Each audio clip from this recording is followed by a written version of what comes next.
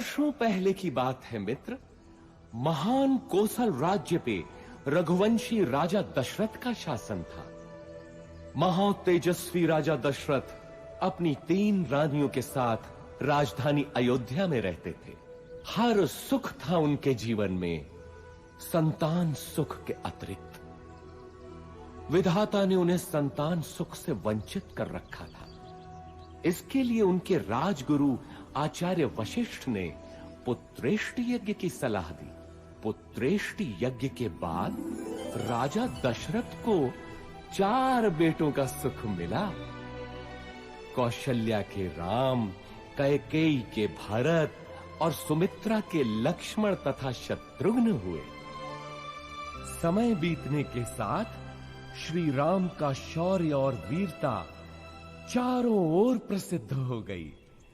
इतनी प्रसिद्ध कि महर्षि विश्वामित्र ने भी अपने यज्ञ को राक्षसी ताड़का के हाथों से बचाने के लिए राजा दशरथ से श्री राम को ही मांगा।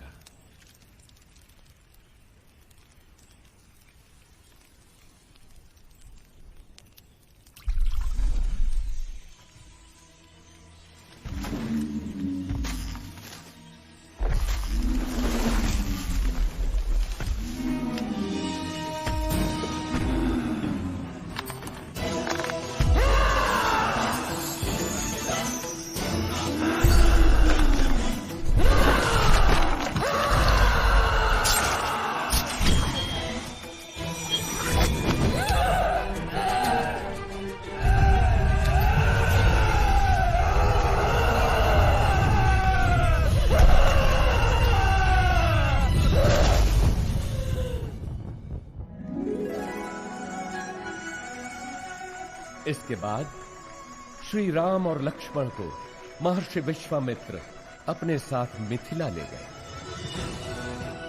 जहां राजा जनक ने अपनी पुत्री सीता के स्वयंवर का आयोजन किया था।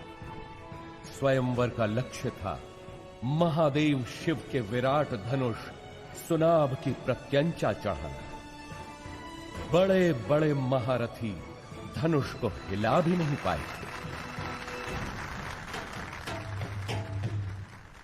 नरेश, महाबली रोहित कुमार सुनाभ की प्रत्यंचा चढ़ाने के लिए उठे हैं।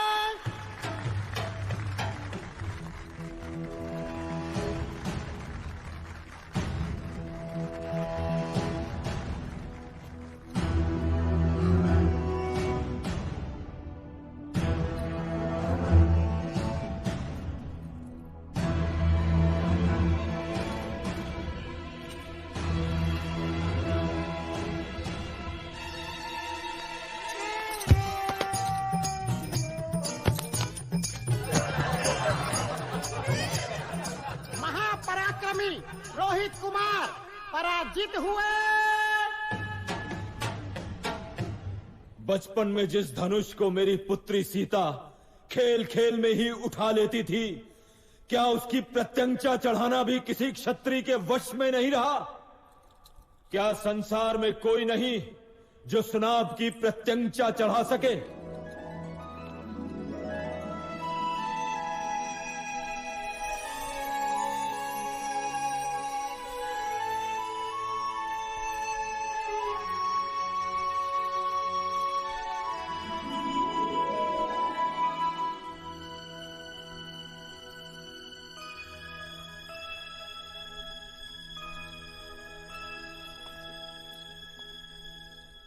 मैं मिथिला नरेश जनक अत्यंत दुख के साथ अपनी पुत्री सीता के स्वयंवर की समाप्ति की घोषणा करता हूं, क्योंकि धरती पर ऐसा कोई पुरुष नहीं जो सीता के योग्य हो। ठहरो,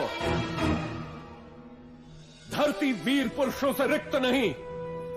जब तक दशरथ पुत्र हैं तब तक तो नहीं। ताड़का का वध किया है मेरे भैया राम ने।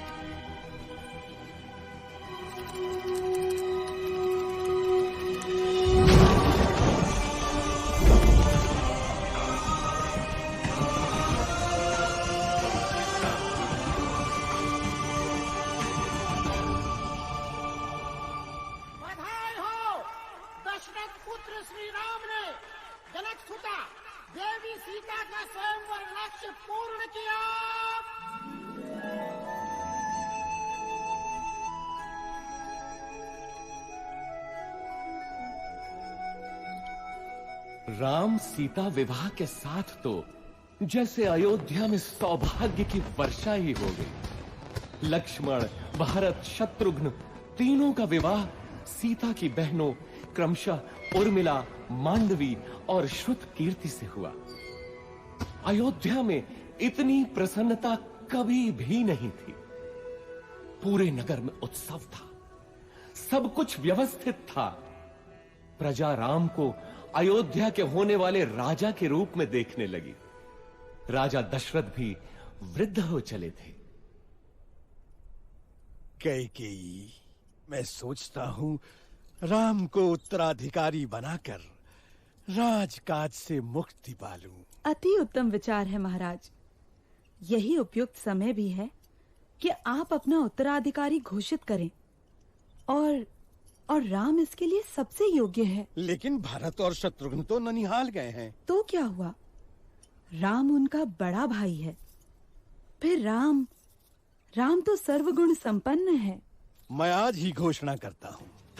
सुनो सुनो सुनो, समस्त अयोध्या वासियों को ये शुभ समाचार है कि महाराजा धीराज दशरथ ने युवराज राम के राज्याभिषेक का निर्णय लिया है।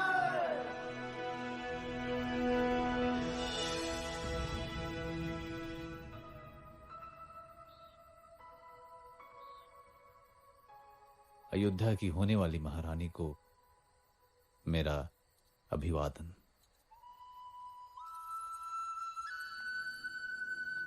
क्या बात है महारानी, मुझसे कोई भूल हुई? राजपुरुषों का क्या भरोसा, कल कोई और मुझसे सुंदर मिल गई तो वो महारानी बन जाएगी। ऐसा विचार क्यों आया सीते? मैं स्त्रियों का ये दुख समझता हूं सीते। मैंने स्वयं अपनी मां को इस चक्र में फंसे हुए देखा है। सौत का डंक हर नारी के लिए विष ही होता है। तुम नहीं जानती सीता, मैंने बहुत पहले ही ये व्रत ले लिया था कि मेरी एक ही पत्नी होगी।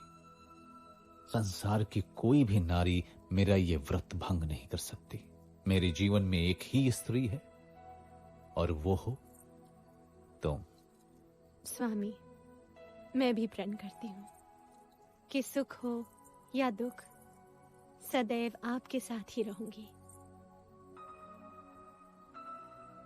अब तो अभिवादन स्वीकार करो महारानी। परंतु जीवन इतना ही सरल होता तो वो जीवन चक्र न कहलाता।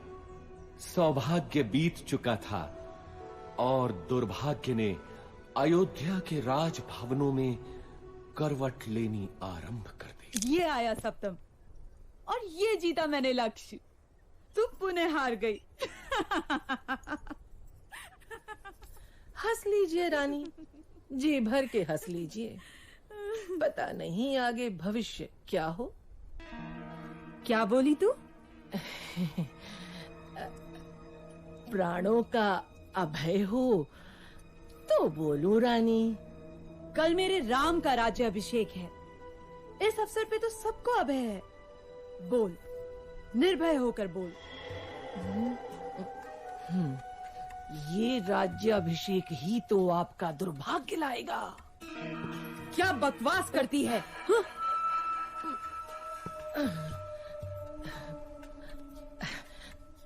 मैं तो सदा आपका भला ही चाहती हूँ रानी। यहाँ आपके और भरत के अतिरिक्त मेरा है ही कौन। आपके विरुद्ध महल में षड्यंत्र रचा जा रहा है। षड्यंत्र? कैसा षड्यंत्र? राम के राजा बनते ही कौशल्या और सुमित्रा आपसे गिन गिन कर बदले लेंगे। वो दोनों महाराज के आपके प्रति प्रेम से जलती हैं। नहीं नहीं, मेरा राम ऐसा कभी नहीं होने देगा। आप राम राम भजती रहना और वो राजा बनते ही अपनी माँ के कहने पर आपको और भरत बेटे को राज्य से बाहर निकाल फेंकेगा। महाराज भी तब कुछ नहीं कर पाएंगे।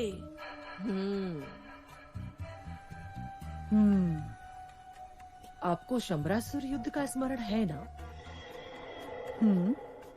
महाराज का जीवन बचाया था आपने और उन्होंने आपसे 2 वरदान मांगने के लिए कहा था,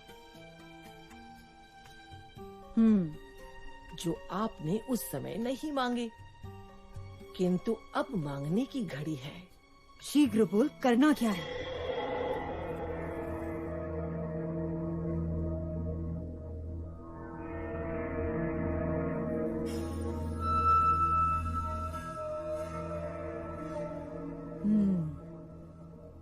ऐसा ही होगा। मेरे विरुद्ध षड्यंत्र? वैसे 14 वर्ष ही क्यों, मृत्यु क्यों नहीं? नहीं नहीं रानी, राम लोकप्रिय है, प्रजा विद्रोह कर सकती है। 14 वर्ष में उसका यौवन बीत चुका होगा, सब उसे भूल भी चुके होंगे, और फिर जंगलों में तो राक्षस भी हैं। क्या पता राम का अंत उन्हीं के हाथों हो जाए।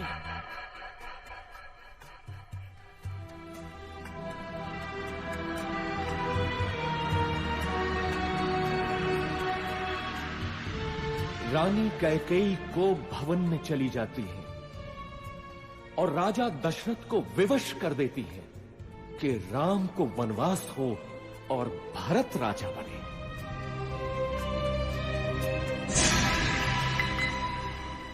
पिता के वचनों की रक्षा करनी है मां, मुझे अनुमति दे। मैं देखता हूं कौन आपके अधिकार छीनता है। मैं भरत का वध कर दूंगा। पिता सम्मुख आए तो उनका भी मैं। शांत रहो लक्ष्मण, अधर्म और पाप से युक्त राज्य का मैं लोभी नहीं। मेरी यात्रा की व्यवस्था करो, ये मेरी आज्ञा है। मैं भी बन जाऊंगी आपके साथ। मैंने हर स्थिति में आपके साथ रहने की प्रतिज्ञा की है, किंतु सीता, यदि मेरी प्रतिज्ञा टूटी तो मृत्यु कारक होगी।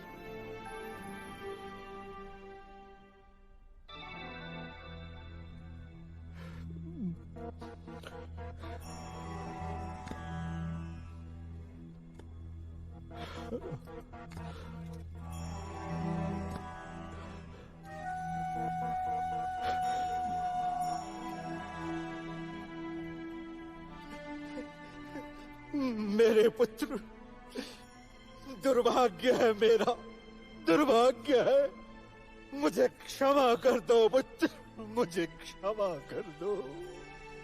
ऐसा मत कहिए पिताजी। 14 वर्ष तो पलक झपकते ही बीत जाएंगे। आप मुझे वन प्रस्थान की अनुमति दें।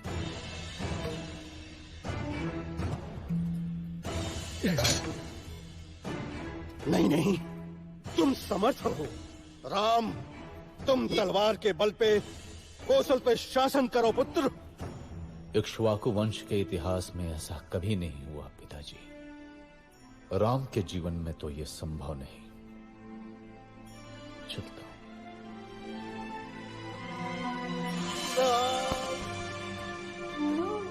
मत जाओ राम, अयोध्या तुम्हारी है।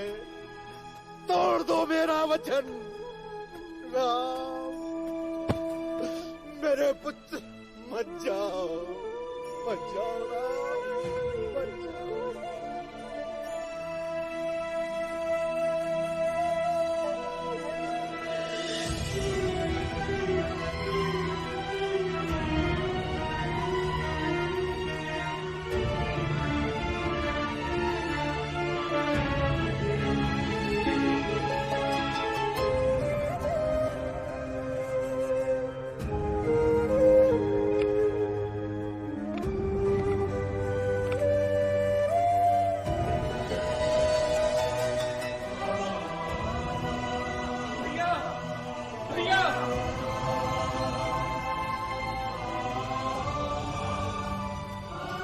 भैया, मैं भी चलूंगा आपके साथ। मार्ग में आपकी सेवा कौन करेगा भैया?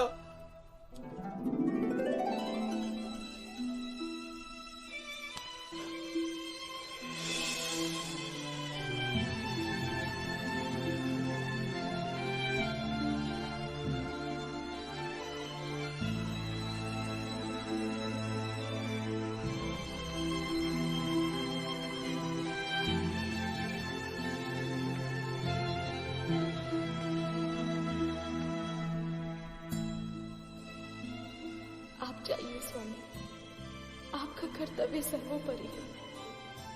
मैं आपकी राह देखूंगी।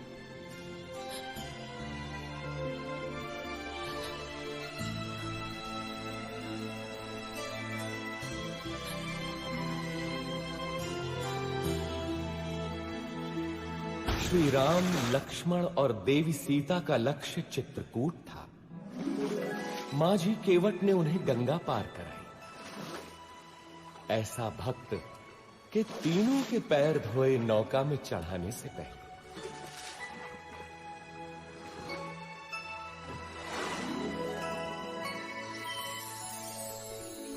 चित्रकूट के मनोरम वातावरण में तीनों अयोध्या का दुख भूल गए। लेकिन दुर्भाग्य अभी भी अयोध्या में ही मंडरा रहा था। महाराज दशरथ ने पुत्र वियोग में प्राण त्याग दिए।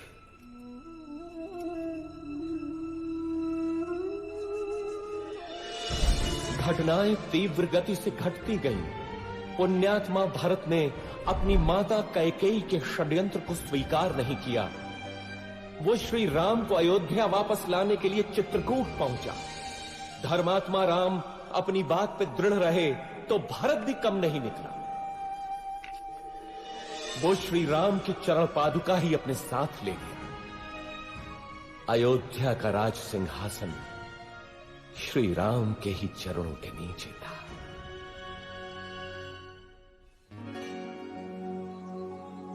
दुष्टों का नाश करते हुए और जनसाधारण को प्रगति का रास्ता दिखाते हुए तीनों 10 वर्षों तक दंडक वन में इधर उधर घूमते रहे।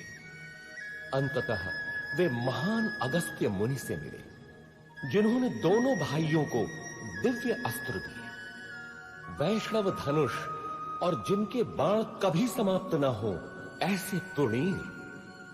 अब राम महाशक्तिशाली थे। इसके बाद तीनों का अगला पड़ाव था पंचवटी।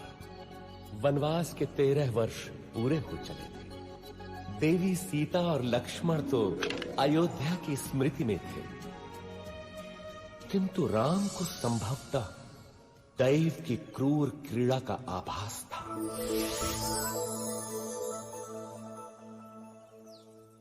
कौन हो तुम रूपवान मनुष्य? और इस घने जंगल में क्या कर रहे हो? मैं दशरथ पुत्र राम हूं देवी, लेकिन तुम? मैं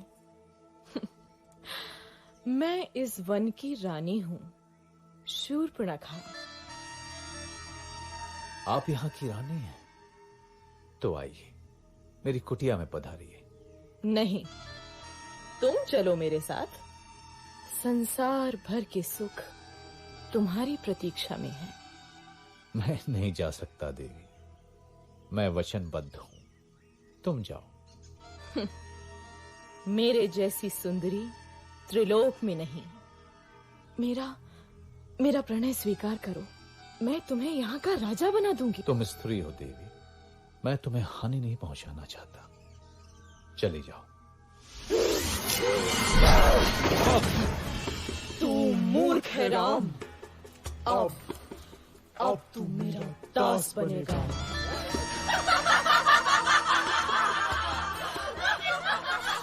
सावधान! आहा, दो सुंदर मानव। क्या हुआ स्वामी? अच्छा, तो इसी के कारण तुम मेरा तिरस्कार कर रहे हो राम। अब तो मैं पहले इसको मारूंगी। लक्ष्मण, हम बच्चों और स्त्रियों को नहीं मारते, इसलिए जा, भाग जा। अब तू किसी को अपने रूप का लोभ नहीं दे पाएगी।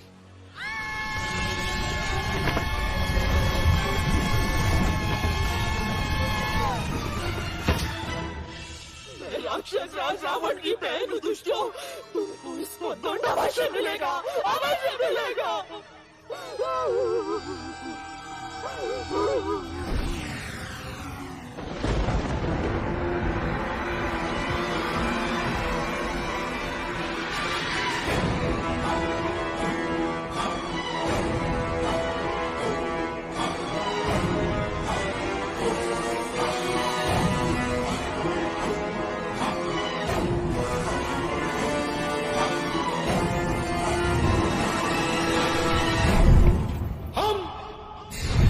विश्व विजेता।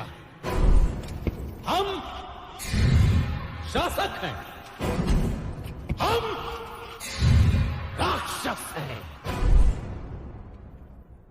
हम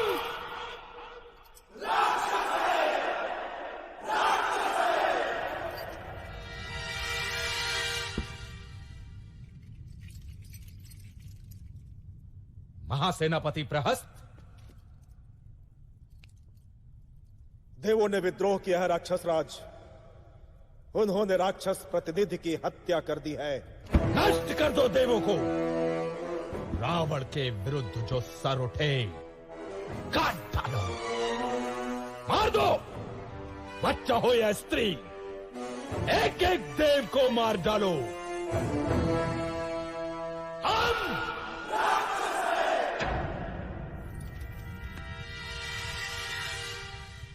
बैठे रहो विभीषण। मुझे मालूम है तुम क्या कहना चाहते हो, परंतु राक्षस राज, धर्म। मुझे धर्म का पाठ मत पढ़ा मूर्ख। सुना नहीं तूने? बैठा रहे।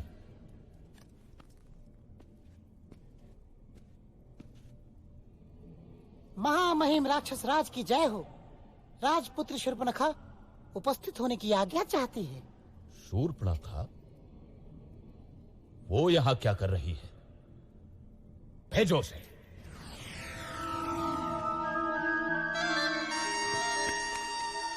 नाटक मत कर शूर्पणखा। बोल क्या हुआ, क्या चाहिए?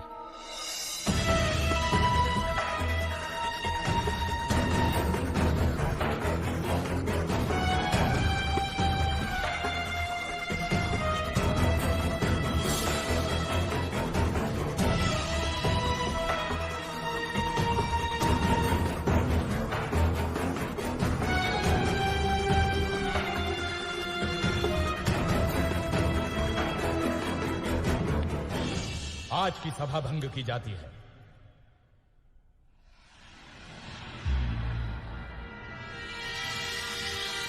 इतना क्या सोच रहा है? तेरी बहन का अपमान हुआ है, जा और नाश कर दे उन मानवों का। ये शूर्पणखा तो मूर्ख है। क्या पता देवों की कोई चाल हो।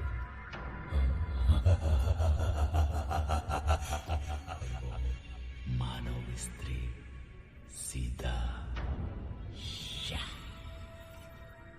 तो बस सदा स्त्रियों के बारे में ही सोच। मरवाएगा, मरवाएगा। मुझे भी ये देवों का ही चल लगता है। मुझे भी, मुझे भी, मुझे भी, मुझे भी। यदि ये देवों का छल है तो मैं भी माया से ही काम लूंगा।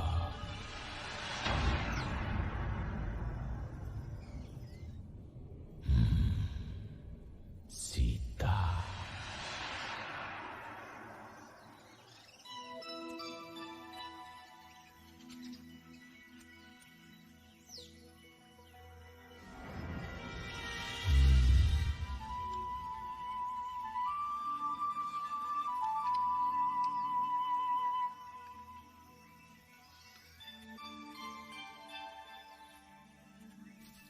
कितना सुंदर है ये मृग।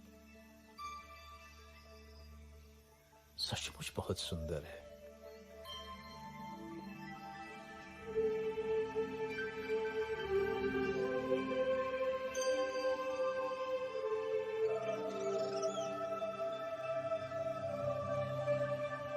सीता, धीरे बोलिए, भाग जाएगा। देवों का षड्यंत्र तो नहीं लग रहा, लेकिन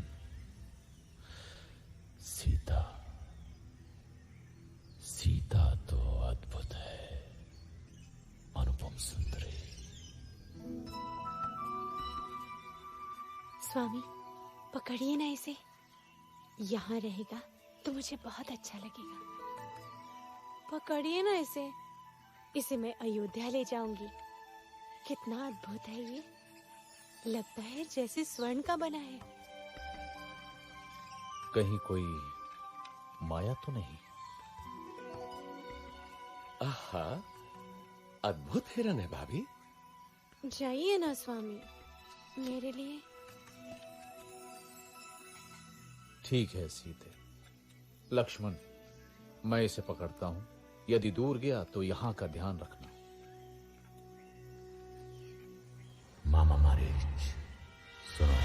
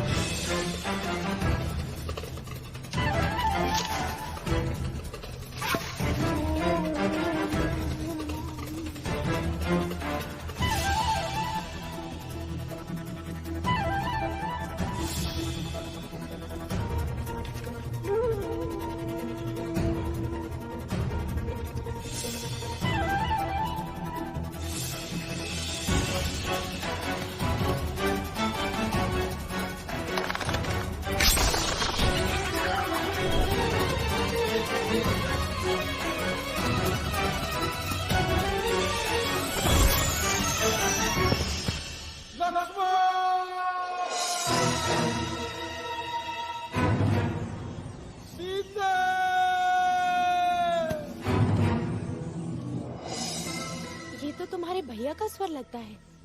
लगता है वो संकट में है। नहीं हो सकता, अवश्य ही कोई माया है। भाभी आप अंदर चलिए।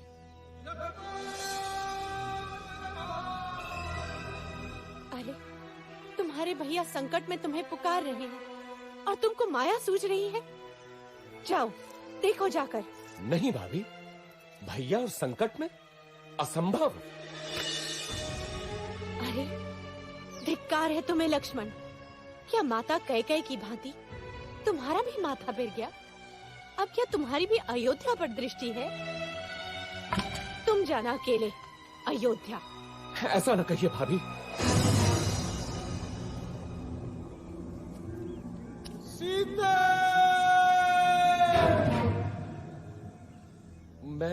मैं जाता हूं, लेकिन आपको सुरक्षित करके।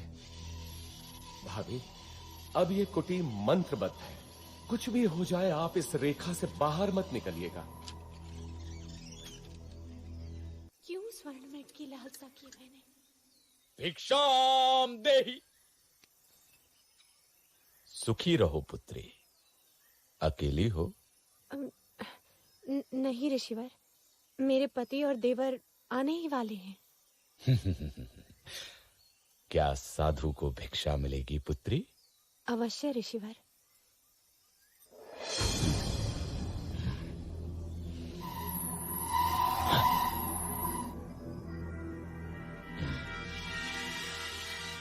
इधर आइए ऋषिवर, दान ग्रहण कीजिए।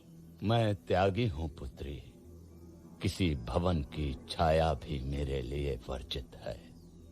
तुम यहाँ आकर भिक्षा दो। क्षमा करें महामुनि, मैं ये नहीं कर सकती। मैं ये रेखा नहीं लांघ सकती। यह अपमान है, घोर अपमान। मैं तुम्हारे दान का भूखा नहीं। यदि देना है तो इधर आ, नहीं तो मैं जाता हूं। पर स्मृति रहे, द्वार पर आए साधु का निरादर ईश्वर भी क्षमा नहीं करता। अलौक निरंजन। रुकिए ऋषिवर।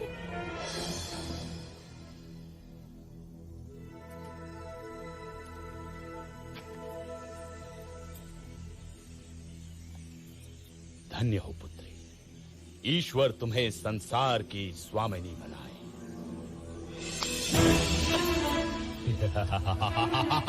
ये क्या है रे दूर? अति सुंदर। तुम तो सच में रूपवती हो देवी। मेरा हाथ छोड़ वंचक, नहीं तो मारा जाएगा। क्रोध में और अधिक सुंदर हो जाती हो प्रिय सीता। कौन हो तुम? मेरा नाम कैसे पता? मैं हूँ रावण, लंकाधिपति रावण, दशानन रावण। उस शूर्पणखा का भाई जिसकी नाक काटी है तुम लोगों ने, उसका प्रतिशोध लिया है मैंने। अब तू मेरी रानी बनेगी महाभागे। लक्ष्मण, रक्षा करो। दुखी मत हो प्राण प्रिय, मैं तुझे सम्मान से रखूंगा। तू मेरी पटरानी बनेगी। चल। सावधान रावण, तूने मेरा हरण नहीं किया, अपने काल को बुलाया है। तेरा सर्वनाश होगा।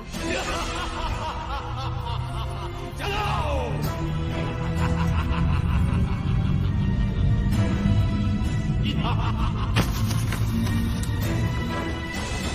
दुष्ट रावण देवी सीता का हरण कर दक्षिण दिशा की ओर उड़ गया, परंतु आकाश मार्ग में भी उसके सामने एक महान रुकावट थी, गृधराज जटायु।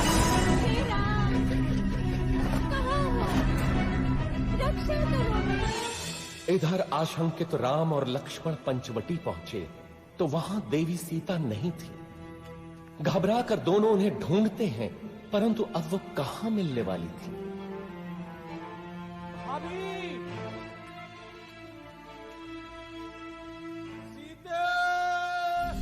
तुझे कोई बचाने नहीं आएगा सीता, तू अब मेरी है।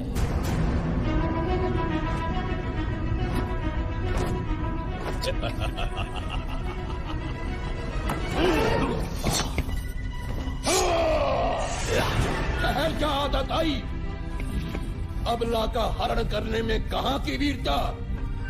मेरा सामना कर। कौन है मूर्ख, रावण के रास्ते में आता है। मृत्यु का भय नहीं है तुझे। मैं गिद्धों का राजा जटायु हूँ, छोड़ दे इसे दुष्ट।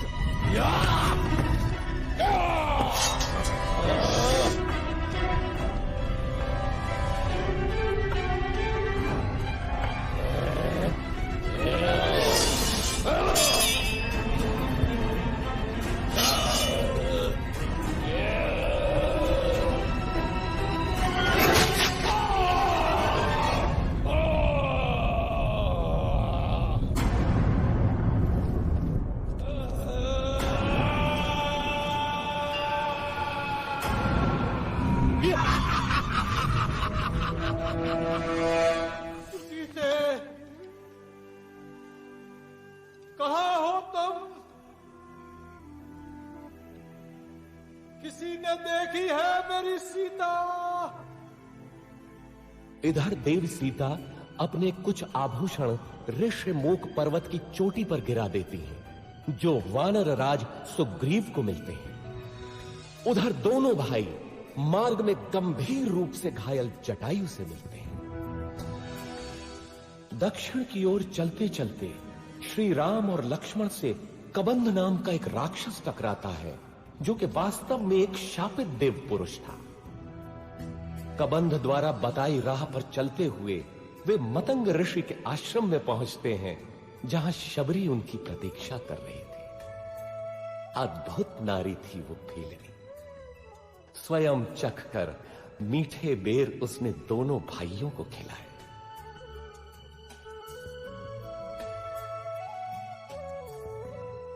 इसके बाद दोनों किष्किंधा पहुंचे, वानरों की नगरी किष्किंधा।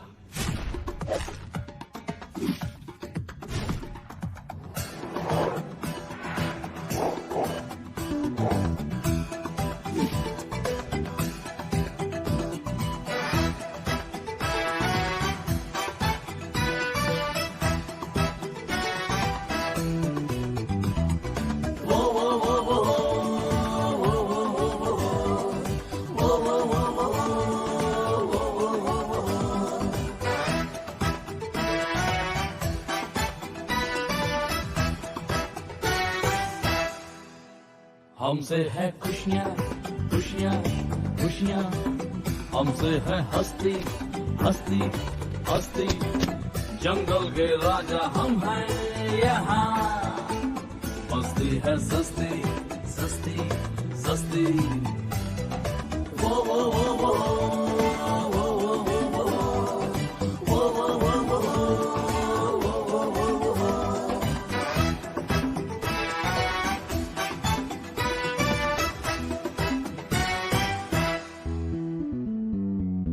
हम जो चलते हैं चलता है सारा जहां, हम जो रुकते हैं रुकता है आसमां। किष्किंधा अपना जीवन से हमको प्यारा, इसका हर बार सारे जग से है न्यारा। ये आओ जाओ रे वानर बंधु, जंगल तुझको पुकारे। आओ जाओ रे वानर बंधु, ये वन तुझको पुकारे। हिले तू इसको जी भर, जीवन अपना संवारे। मिल जाए आपस में सब, सरगम यही सुना रे। ये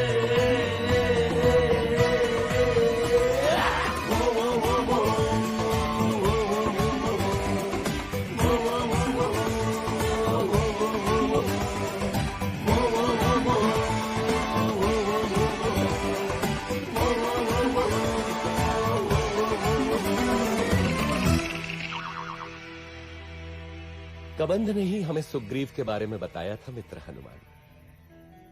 इसके पश्चात तो तुम जानते ही हो, अब हम लोग मित्र हैं। किंतु बाली से त्रस्त सुग्रीव हमारी कितनी सहायता कर सकते हैं?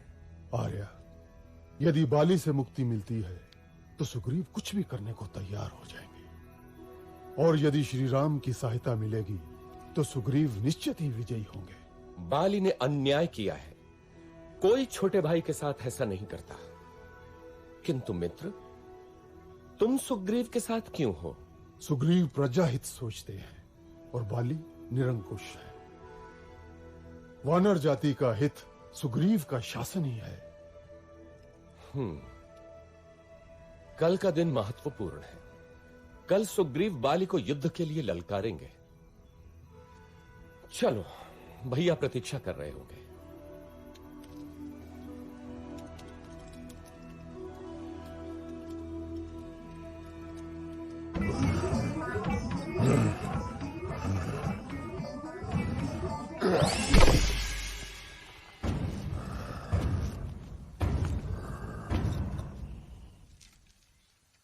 बाली महाबलशाली है श्री राम। वो विशाल पर्वत खंडों को घूंसे से चूर चूर कर सकता है, बड़े बड़े पेड़ उखाड़ देता है। आप कैसे मारेंगे उसे? आप भैया की क्षमता पे संदेह कर रहे हैं? नहीं नहीं, मैं तो बस पूछ रहा था।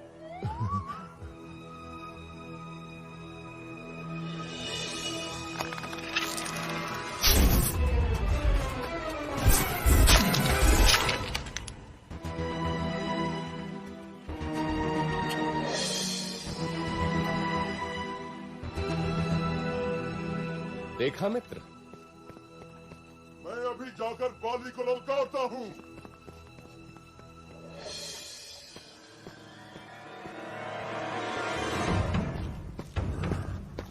बाली, ओ बाली, साहस है तो मेरे सामने आ। दुष्ट, बाहर निकल।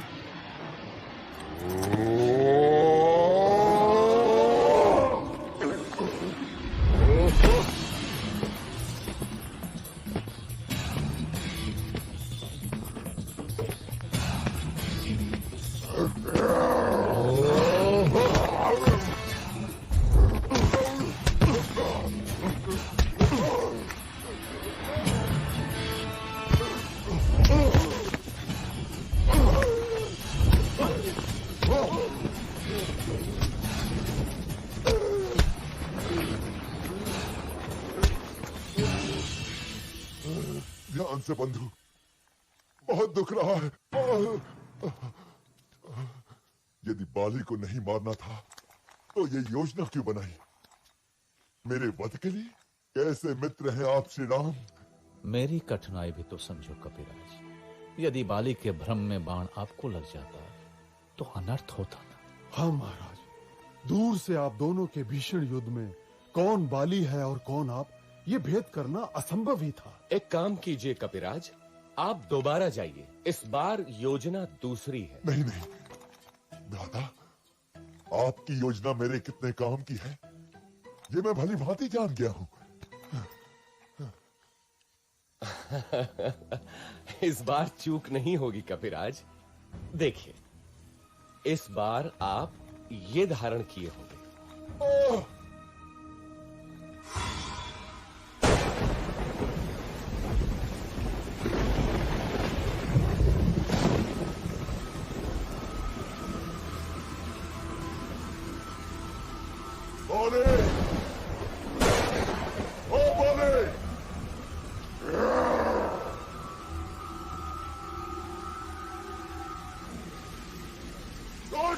बाहर निकल।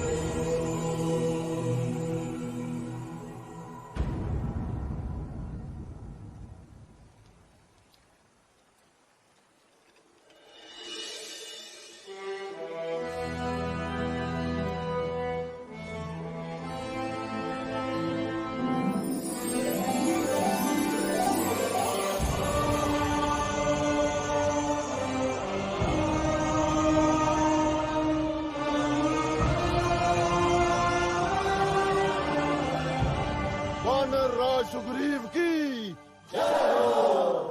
बाली पुत्र अंगद की जय हो।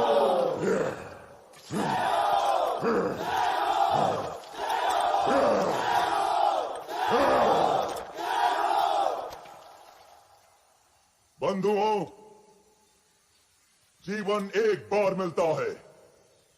हमें इसी जीवन में सिद्ध करना होता है कि हम उसके योग्य हैं। बाली मेरा भाई था, किंतु धर्म और कर्तव्य से ऊपर कुछ भी नहीं। मैं वानर राज सुग्रीव हूं। क्या वानर वंश मेरे साथ है?